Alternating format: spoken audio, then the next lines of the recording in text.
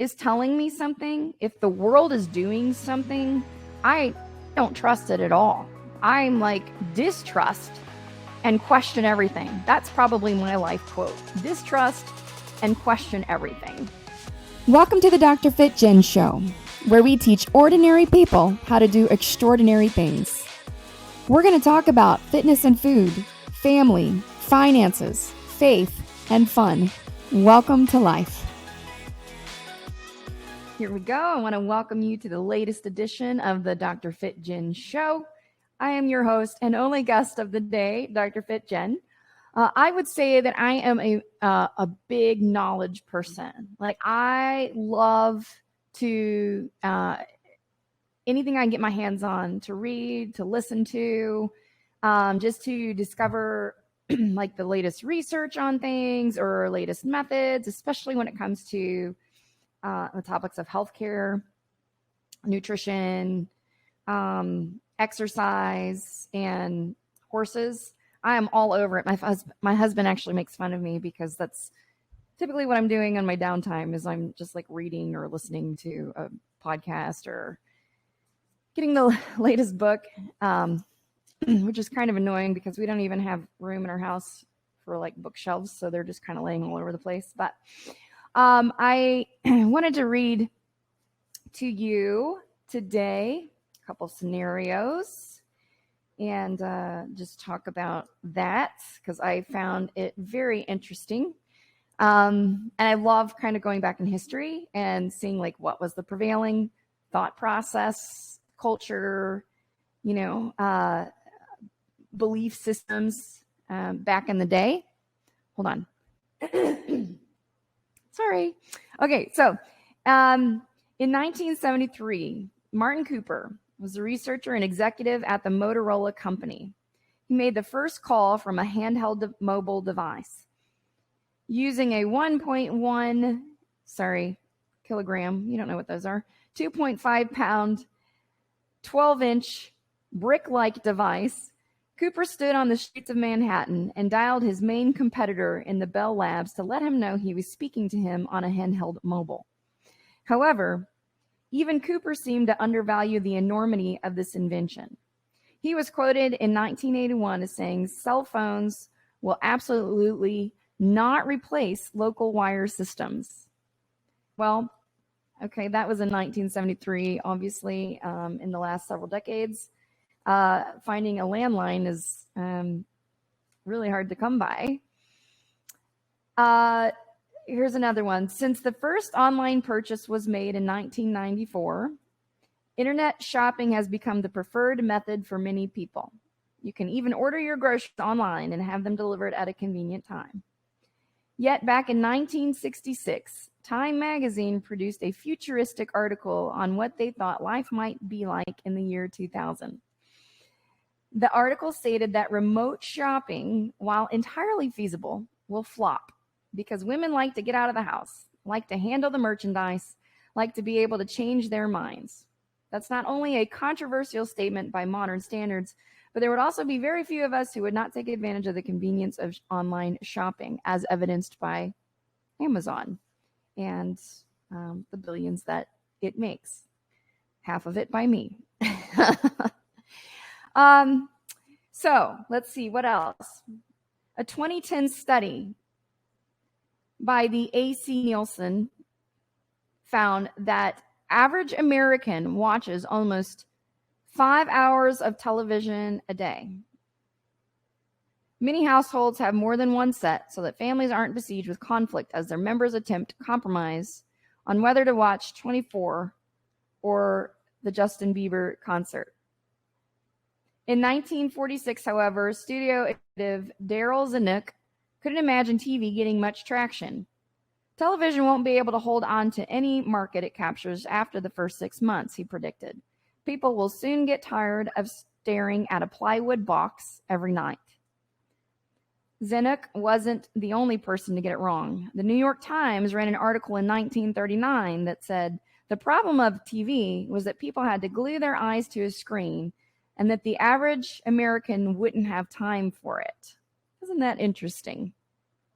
So you see the opinions of these top experts in their fields getting it really, really wrong.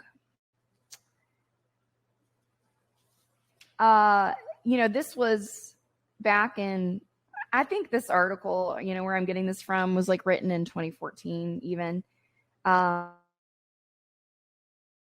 etc. But, it's even developed so much more since that, because TVs has now gone to the way of even, Instagram, YouTube, Snapchat, TikTok, and gaming. Gaming is huge, billion-dollar industry just with Fortnite. Which is, today I wanted to really talk about, being an expert in things and where that gets you. With the whole gaming thing, this is just like a side note because I started thinking about this as I was, relating it to TV. Isn't that interesting? I think this guy said the problem of TV is people had to glue their eyes to a screen and that the average American wouldn't have time for it. But the 2010 study found that the average American watches almost 5 hours of TV a day. So that's probably not TV anymore. It's like the gaming or, social media or whatnot. But I would say probably every bit of 5 hours and then into the wee hours of the night, which would be the next day because most people stay up to like midnight or 1 or whatever. But isn't that interesting how things have evolved? We wouldn't have time back then because we're actually doing things of value, things of importance, things of life, thinking and learning, and how I feel like the TV and social media, this already, it's like created this huge void in our brains. Matt Boudreau, I don't know if you know who he is. I follow him on Instagram.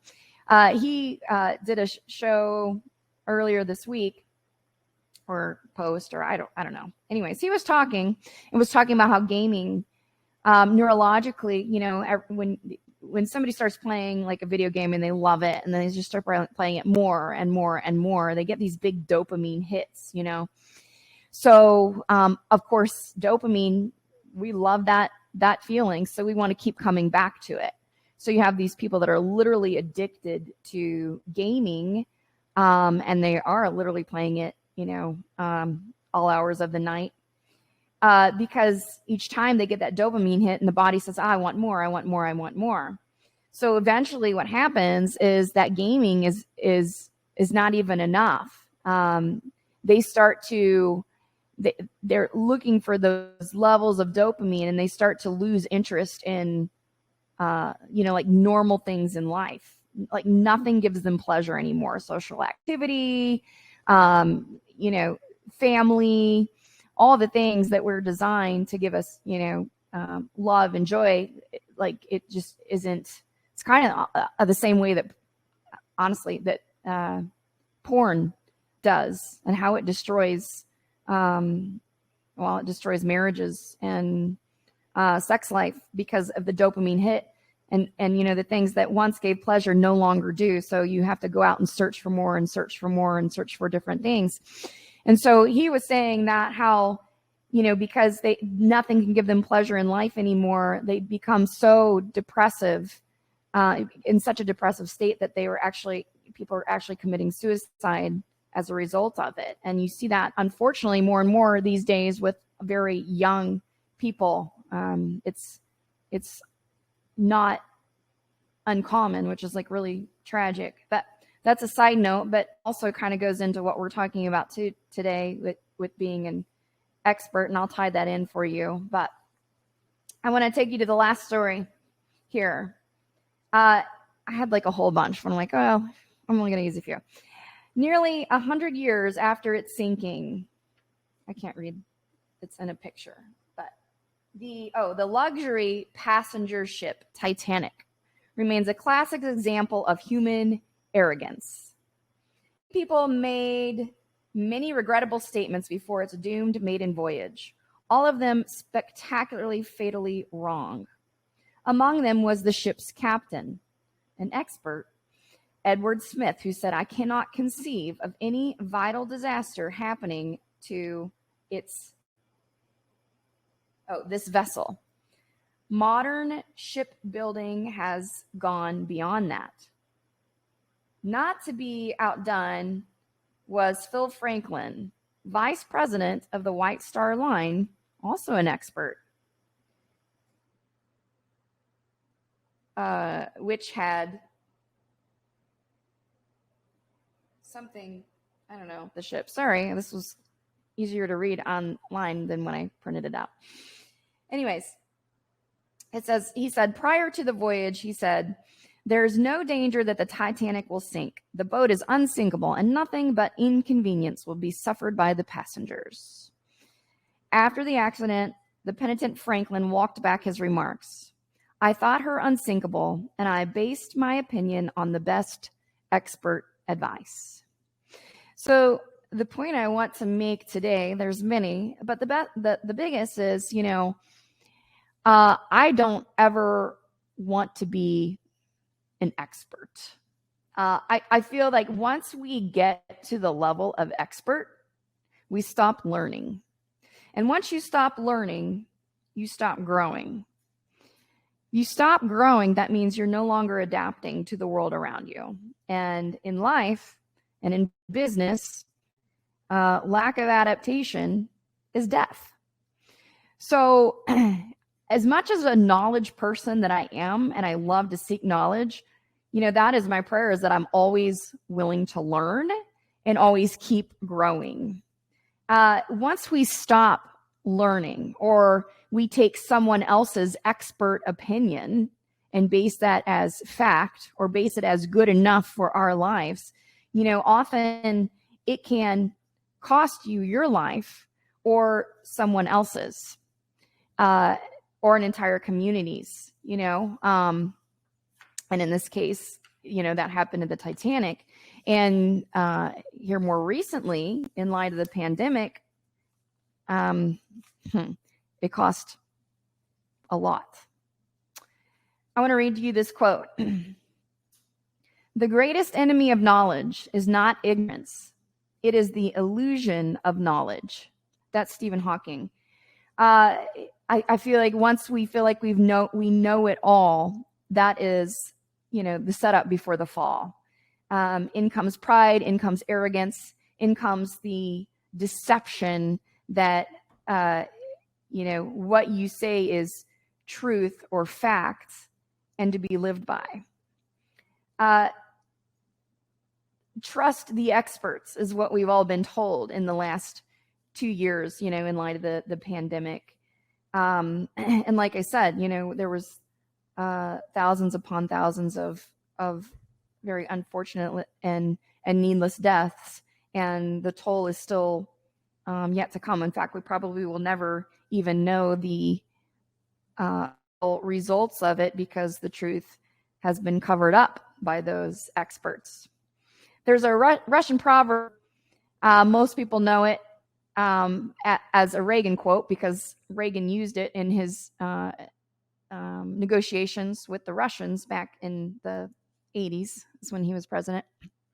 But he always said, trust, but verify. And I get what he was saying, but in light of today's present world, if the world is telling me something, if the world is doing something, I don't trust it at all. I'm like, distrust and question everything. That's probably my life quote. Distrust and question everything. I would say that, with the exception of Jesus Christ, because that is the truth on which I base my foundation of life. And if you don't have truth, then there is no truth. There is no basis in which to form your life decisions and paradigms from. And so it does become very, very messy. And that's the world that we see today, where there is no black, there is no white, there is no truth. And if there is no truth, there is no good. If there is no good, there is no evil. And therefore, it's all good, or it's all evil. There's so much confusion, and that leads us to something called cognitive dissonance, which I'll talk about here. But, here in the last 2 years, I am probably more accustomed to it because I'm a chiropractor. I wanted to become a chiropractor because I saw the damage and destruction in the medical world. And even my parents didn't quite understand whenever I said, hey, I want to be a chiropractor. They're like, why don't you want to become an MD? I said, well, number one, my grandpa died at the hands of medical science. I'm pretty sure that there's a different way. So I'm pretty open to learning new things and understanding that what is societal norm or the societal standard is often detrimental to life, especially in the medical or allopathic world. And a lot of people now, I think, have been open to that because they see that, we've been lied to for the last literally 2 years with the whole pandemic. Everything that everybody once was, calling people crazy, calling all these conspiracy theories. Well, they're not theories when they can come true. And 2 years later, like literally everything that those conspiracy theorists said, I was one of them, became true. So distrust and question everything when it comes to the world standards. Those questions are what lead to truth, what lead to knowledge, what lead to expanding your worldview and your paradigm. So this is where it leads to cognitive dissonance, though. Cognitive dissonance is not the easiest word to say, but it's when we have an understanding or a realization that our behavior doesn't align with our values. So like you were doing one thing maybe your whole life, and then suddenly you learned like that one thing was bad for you. And it makes you really, really uncomfortable because you still want to do that one thing. And a lot of times you'll justify doing that one thing in light of knowing that it's no longer accurate or it's wrong or it's detrimental to your life. So that's what cognitive dissonance is. Like, for example, you want to be healthy, but you don't do anything to bring health. You don't exercise, you don't take care of your nerve system, you don't eat nutritious foods. That would be cognitive dissonance. You want to build your savings up, but you spend cash as soon as you get it. You got money burning in your pocket. That's also cognitive dissonance. A big one, a really big one that I saw is what's called forced compliance. So you know that the action is wrong or is not helpful, but because of societal pressure or workplace pressure, you do it anyways. So when did we see this? With the whole mask wearing. We saw that it was ineffective. We saw that it was actually detrimental to health. I had 2 patients who still chose to wear the mask, and I had one that hyperventilated. I had another one that had really vicious headaches, and as soon as she convinced her, like, it's your mask, took it off and was like, oh my gosh, I can't believe that this is it. But anyways, let alone the psychological effects that it had with all of our children, because our children didn't see facial expressions for 2 years, which is very huge in growth and development from a very young brain.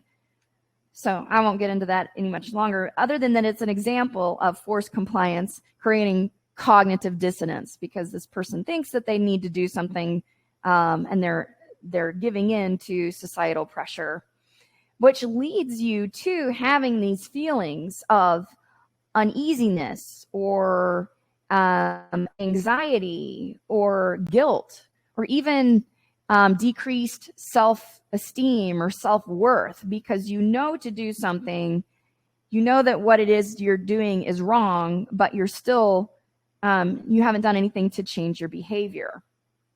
So This is where it comes to the learning aspect of it. Distrust and question everything. So before you just go along being a sheep led to slaughter, question why you're doing it and do everything that you can to find those answers.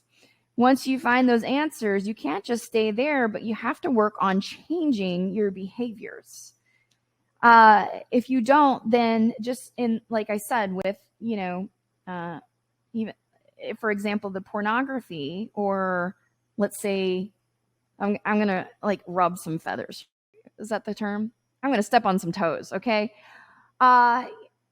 Divorce is a huge thing in society today, even among Christians. Like the divorce rate is like 50%, and that's last time I checked, and it's probably way higher than that, or even sex before marriage. Those things are like so common today. We know that they're not right. But they are so justified and so disregarded that people take no thought of it. The sex before marriage thing, oh gosh, that's so antiquated. People don't do that anymore. Nobody does that. I wouldn't even be able to find a friend or a spouse if I didn't have sex. Like that's our belief today. Even though fundamentally, if people would understand that as God's original design, and that it is such a beautiful design, and it's there to give you the best of life. Nobody understands that. Or I think because they have such cognitive dissonance, they choose to ignore it or negate it. Same thing with adultery. The blame is, oh, well, I don't get any intimacy with my spouse, or my spouse ignores me, or we just argue so much. I'm not getting anything from my spouse, so I'm going to go over here. That's a justification. Knowing that it's wrong, it's still cognitive dissonance. So we find ways to justify our behavior. We discredit it. We ignore it, especially deeply held beliefs like religion or politics, those two deeply held beliefs that you're never supposed to talk about. People are very much, I love actually what's happening right now in the entire world, because those two belief systems have been rocked these last 2 years.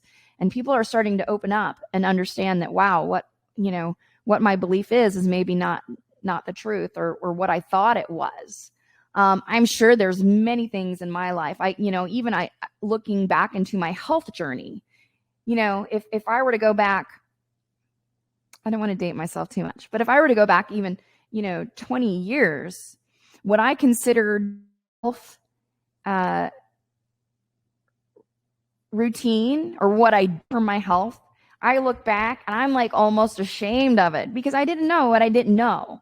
But I thought at the time that I was doing all the right things. I thought eating greens and salads and literally like starving myself was helping my body to perform better. That was my belief system. And if I hadn't sought the truth, if I hadn't have asked questions, I don't know where I would be today in terms of, health in general. If I didn't learn about how the body worked, and it's a continual process. Even the advice that I gave my patients 2 years ago is tweaked and different to from what it is now, because I'm continually learning, I'm continually questioning, I'm continually verifying, is this truth? Well, let's apply it. What were the outcomes? Do we still continue to believe it? Do we need to change our course? And so whether it is in your health life, in your religious life, in your political life, in any aspect of life, question, seek the truth, change your behaviors. Okay? If you are having thoughts of anxiety and guilt and self-worth, those are not Those are not the thoughts of the Heavenly Father. Okay, He sees you as beautiful and wonderfully made. And so somewhere in there, there is a cognitive dissonance. There is some belief system that you are not adhering to, or something that you have not yet to discover. Okay, so I want to encourage you, keep learning, keep questioning, seek the truth. I love this quote. I'm all full of quotes and stories today, which is way better than listening to my stories. But I love this quote by Stephen Covey. It says, every human has 4 endowments: self-awareness, conscience, independent will, and creative imagination. These give us the ultimate human freedom, the power to choose, to respond, and to change. So wherever you're at in life today, you have the power to respond. You have the power to change. Don't feel like you're stuck in life. Whether it's any aspect, your marriage, your health, your faith, your finances, keep seeking those answers. Keep being a student. Always be learning. Obtain the level of expert status, but think of yourself as the dumbest person in the room. If I'm the dumbest person in the room, then there's always something to learn, and I can't be prideful.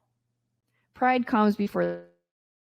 So I want to encourage you today, wherever you're at in that journey, keep going, keep learning, seek the truth, seek the life that God has intended for you.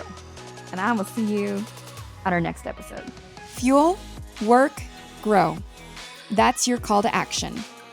You can follow me on Instagram at Dr. Fitjen. That's dr.fitjen,